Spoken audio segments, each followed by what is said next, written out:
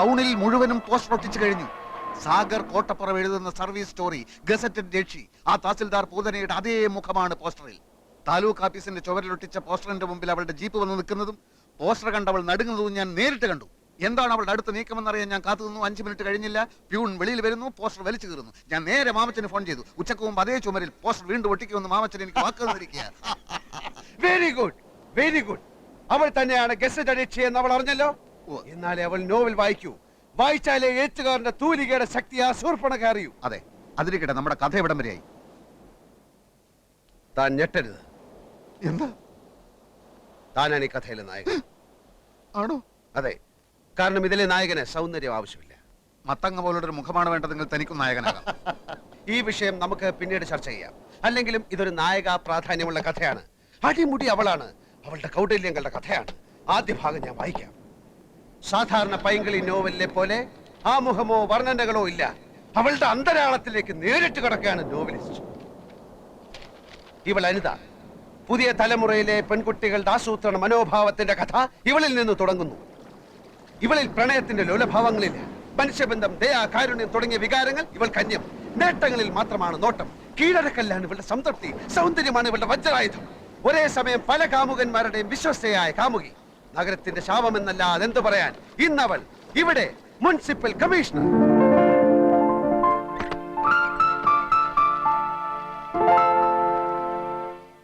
തലയ്ക്കകത്ത് കളിമണ്ണ് മാത്രമുള്ള ഈ കമ്മീഷണറെ സ്ഥലം മാറ്റാൻ നഗരപാലകർ ശ്രമിച്ചതിന്റെ ഫലമായിട്ടാണ് പുതിയ കമ്മീഷണർ ദിലീപ് മേനോൻ സ്ഥലത്തെത്തുന്നത്.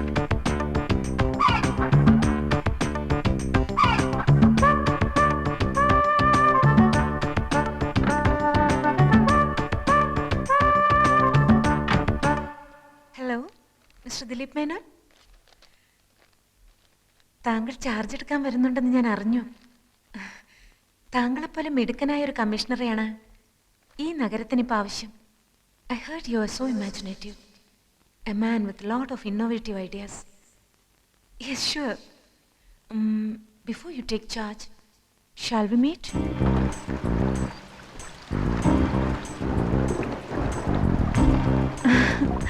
എന്തിനാണ് വരാൻ പറഞ്ഞത്? ആദ്യം അകത്തോട്ട് കടന്നിരിക്കൂ. പറയാനുള്ളത് പറയൂ.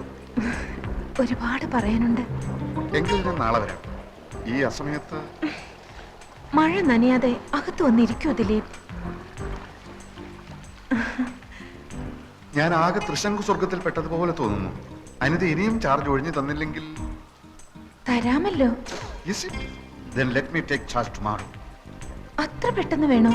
ഇങ്ങനെയൊക്കെ ചോദിച്ചാൽ ഞാനിപ്പോ ഈ വാടക വീട്ടിൽ എന്തിനാണ് ഇങ്ങനെ താമസിക്കുന്നത് എന്ന് തന്നെ എനിക്ക് മനസ്സിലാവുന്നില്ല.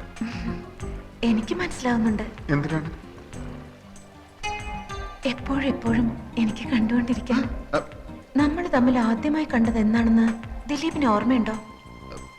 അന്ന് ഈ വാടക വീട്ടിൽ വെച്ച്? അല്ല ദിലീപ്, അതിനു മുൻപ്, ജന്മാന്തരങ്ങൾക്ക് മുൻപ് നമ്മൾ കണ്ടിരുന്നു, സ്നേഹിച്ച് ജീവിച്ചിരുന്നു.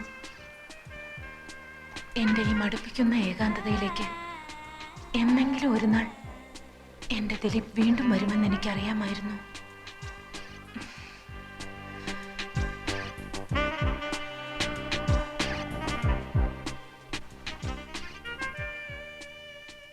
തനിക്ക് എന്താണ് സംഭവിക്കുന്നതെന്ന് ദിലീപ് മേനോന് നിശ്ചയമുണ്ടായിരുന്നില്ല. അന്ന് വരെ പരസ്ത്രീ സ്പർശം അറിഞ്ഞിട്ടില്ലാത്ത ദിലീപ് മേനോൻ ഒരു സ്വപ്നത്തിലേക്ക് വഴുതുകയാണ്. പാവം മേനോൻ കമ്മീഷണർ അനിതയുടെ കാപട്യം അറിയാതെ ആ നിമിഷത്തിൽ അവളെ പ്രണയിക്കാൻ തുടങ്ങി. അന്നേരം ഒരു സർക്കസുകാരിയുടെ മെയ്വഴക്കത്തോടെ ദിലീപ് മേനോനിൽ അനിത പടർന്നു കയറി.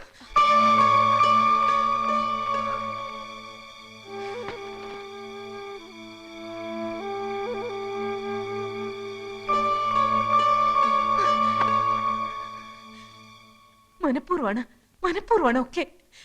സാർ ഒന്ന് വായിച്ചു നോക്ക്. എന്തൊക്കെ വൃത്തികേടുകളാ അയാൾ എഴുതി കൂട്ടിയിരിക്കുന്നത്.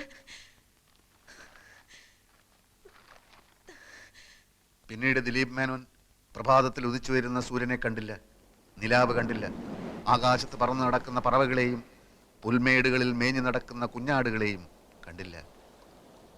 പ്രണയമെന്ന ചതിക്കുഴിയിൽ തന്നെ വീഴ്ത്തിയ ആ വഞ്ചകിയുടെ പുഞ്ചിരി മാത്രമായി എപ്പോഴും മനസ്സിൽ. നഗരത്തിലെ പാർക്കുകളിൽ, കടലോരങ്ങളിൽ അവരുടെ രാവുകളും പകലുകളും പ്രണയാതുരമായി തുടിച്ചുകൊണ്ടിരിക്കവേ ഒരു സായാഹ്നത്തിൽ എങ്ങു നിന്നോ തീക്ഷ്ണമായ ആ രണ്ട് കണ്ണുകൾ അവരിൽ വന്ന് പതിച്ചു. തുടരും. അതേത് തീക്ഷ്ണ കണ്ണുകൾ? അതാണ് സസ്പെൻസ്. ഇപ്പൊ താൻ ആകാംക്ഷയോട് ചോദിച്ചില്ലേ, അതാണ് തുടർക്കഥയുടെ ടെക്നിക്ക്. വായനക്കാരെ അടുത്ത ലക്കം വരെ മുൾമുനയിൽ നിർത്തുക. ഈ തീക്ഷ്ണ കണ്ണുകളുടെ ഉടമസ്ഥൻ ആരാന്നാണ് ഞാൻ ചോദിച്ചത്. സസ്പെൻസ് ആണെന്ന് പറഞ്ഞില്ലടോ. എന്നാലും അടുത്ത ലക്കത്തിൽ ആ തീക്ഷ്ണ കണ്ണം കയറി വരില്ലേ? അങ്ങനെ ഒരുത്തിന്റെ ആവശ്യം എന്തായിപ്പോ? സംഗതി വഞ്ചനയും മറ്റുമൊക്കെ ആണെങ്കിലും ഞാനും നായികയും പ്രണയിച്ചിങ്ങനെ സുഖിച്ചിരിക്കുമ്പോ മറ്റൊരുത്തിന് അങ്ങനെ ഇടയ്ക്ക് കയറി വരുന്നത് എന്തിന്? അത് പറയാൻ താൻ ആര്? ഒരു എഴുത്തുകാരുടെ സ്വാതന്ത്ര്യത്തിൽ കയറി കൈകടത്തിയുണ്ടല്ലോ. ഒരു പിണ്ണാക്കൂല്ല. ഇറാൻ ഭരണകൂടം സൽമാൻ റഷ്ദിയുടെ തലയ്ക്ക് വില പറഞ്ഞില്ലേ? എന്നിട്ട് എന്ത് സംഭവിച്ചു? അയാൾ ഇപ്പോഴും ഒളിച്ചു നടക്കല്ലേ? അയാൾ ഒളിച്ചു നടന്നാലും അയാളുടെ തൂലിയേക്ക് വിലങ്ങ വെക്കാൻ ആർക്കെങ്കിലും കഴിഞ്ഞോ? ഇനി ഞാനൊരു സത്യം പറയാം, തഞ്ഞിട്ടത് താനല്ല ഈ കഥയിലെ യഥാർത്ഥ നായകൻ. ഈ വരുന്ന തീഷ്ണ കണ്ണുള്ളവൻ അയാളാ ശരിക്കുള്ള നായകൻ. അയാൾ അതിപ്രശസ്തനായ ഒരു സാഹിത്യകാരനും ഒരു നോവലിസ്റ്റും കൂടെ. ഓ, മനസ്സിലായി. ഈ വരുന്ന നോവലിസ്റ്റിന്റെ പേര് സാഗർ കോട്ടപ്പുറം എന്നായിരിക്കും അല്ലേ?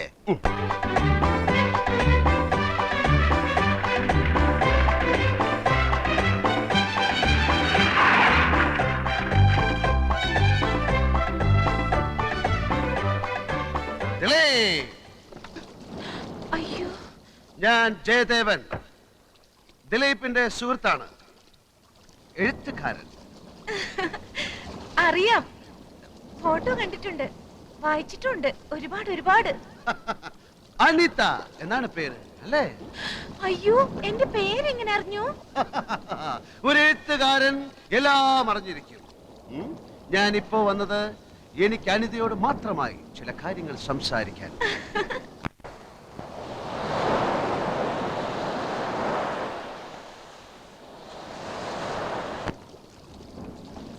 അനിത ദിലീപിനെ സ്നേഹിക്കുന്നു എന്ന് ചോദിച്ചാൽ ഇല്ല എന്നാ ഉത്തരം. നോക്കൂ, അവനൊരു പാവമാണ്.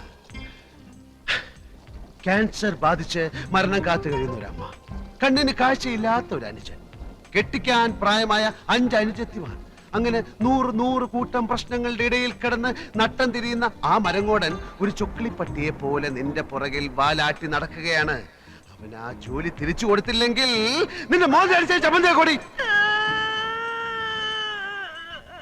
എന്ത് പറ്റി പറയൂ, എന്തിനാ? ഞാൻ ആരാധിക്കുന്ന വലിയൊരു എഴുത്തുകാരന്റെ വായിൽ നിന്ന് ഇത്തരം വാക്കുകൾ ഞാൻ തീരെ പ്രതീക്ഷിച്ചില്ല. ഞാൻ സത്യമാണ് പറയുന്നത്. സത്യം എന്തോ ആവട്ടെ. സത്യത്തിന് അങ്ങനെ എന്തോ ആകാൻ കഴിയില്ല, കാരണം സത്യമാണ് സത്യം. വേണ്ട മിസ്റ്റർ ജയദേവൻ, കൂടുതൽ സംസാരിച്ച് നിങ്ങളെ പറ്റിയുള്ള എന്റെ സങ്കല്പം തകർക്കാൻ എനിക്ക് ആഗ്രഹമില്ല. നിൽക്കൂ, എന്ത് തന്നെയായാലും അവനെ ജോലിയിൽ പ്രവേശിപ്പിച്ച് ഞാൻ ഈ ടൗണിൽ നിന്ന് പോകും. അനിതേ, എന്തുണ്ടായി? നീ എന്താണ് അനിതയോട് പറഞ്ഞത്? അനിത, ഞാൻ പറയുന്നത് അനുസരിക്കുന്നതാണ് നിനക്ക് നല്ലത്. എന്തുണ്ടായെന്നാ ചോദിച്ചത്? നീ പോടാ, പിണ്ണാക്കുമാടാ. ജയദേവ, അതെടാ ജയദേവൻ തന്നെ. നിനക്ക് നിന്നെ പറ്റി വിചാരമില്ലെങ്കിലും എനിക്ക് നിന്നെ പറ്റി വിചാരമുണ്ട്, മനസ്സിലായോ? ഇതുകൊണ്ട് തന്നെ ഞാൻ പറഞ്ഞത് ഈ മൈഗുണൻ സാഹിത്യകാരന് ഈ കഥയിൽ ആവശ്യമില്ലെന്ന്. പിണ്ണാക്ക് മാടൻ അല്ലേ? ദിലീപ് മേനോനായിട്ട് എന്റെ ചിത്രമാണ് വാരികയിൽ വരച്ചിരിക്കുന്നത്. അതുകൊണ്ട് തന്നെ താൻ കയറി വന്ന് എന്നെ അപമാനിക്കുന്ന രീതിയിൽ സംസാരിക്കുന്നത് എനിക്ക് ഇഷ്ടമല്ല. തനിക്ക് ഇഷ്ടമാണെങ്കിൽ താൻ തന്നെ പാടുവെക്കപ്പെടോ. ദിലീപ് മേനോനെ സൃഷ്ടിച്ചത് ഞാനാണെങ്കിൽ അതേ മേനോനെ സംഹരിക്കാനും എനിക്കറിയാം. എന്ന് വെച്ചാൽ ദിലീപ് മേനോനെ കൊണ്ട് വയറിളക്കാനുള്ള ഒരു മരുന്ന് ഞാൻ കഴിപ്പിക്കും. എന്നിട്ട് ദിലീപ് മേനോൻ കക്കൂസി പോയി ഒരു അധ്യായത്തിൽ അങ്ങ് ചാവും. എന്ന് വെച്ചാൽ ഞാൻ അവനെ കൊല്ലും. എങ്കിൽ എത്രയും പെട്ടെന്ന് കൊല്ലടോ. ഇങ്ങനെ നട്ടലില്ലാതെ ജീവിക്കുന്നതിലും ഭേദം ഭരണമാ. പക്ഷെ താൻ എന്നെ വയറിളക്കി കൊന്നാൽ തന്റെ പേരിൽ ഞാൻ കേസ് കൊടുക്കും. എങ്കിൽ ഇപ്പൊ തന്നെ താൻ പോയി കേസ് കൊടുത്തിട്ട് വാ. പോയി കൊടുക്കണോ, പോയി കേസ് കൊടുക്കണോ. എന്നെ കൊന്ന കഥ എങ്ങനെ മുമ്പോട്ട് പോകും? മുമ്പോട്ടല്ലേ, ഞാൻ സൈഡിൽ കൂടെ കൊണ്ടുപോകും. ജയദേവൻ വിചാരിച്ചാൽ ദിലീപ് മേനോനെ തന്റെ കസേരയിൽ ഇരുത്താൻ കഴിയുമെന്നറിയാവുന്ന അനിത അടുത്ത ലക്കത്തിൽ ആ ജയദേവനെ തന്നെ വളയ്ക്കാൻ ശ്രമിക്കുകയാണ്.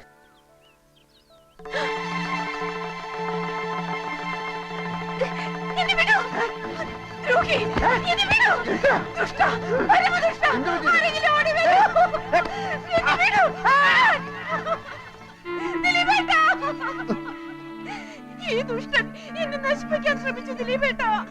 ഇല്ല, ഞാൻ നശിപ്പിക്കാൻ ശ്രമിച്ചിട്ടില്ല. വേണ്ടടാ, നിന്നെ എനിക്ക് മനസ്സിലായി. ഇതിനായിരുന്നു നീ എന്നെ തേടി വന്നത്. നിഷ്കളങ്കയായി പെൺകുട്ടിയെ ഞാൻ പറയുന്നു കേൾക്കൂ.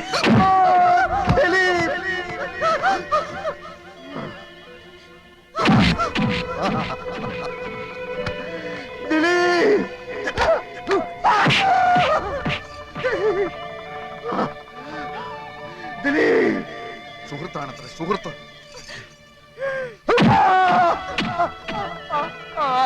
ദിലീപ്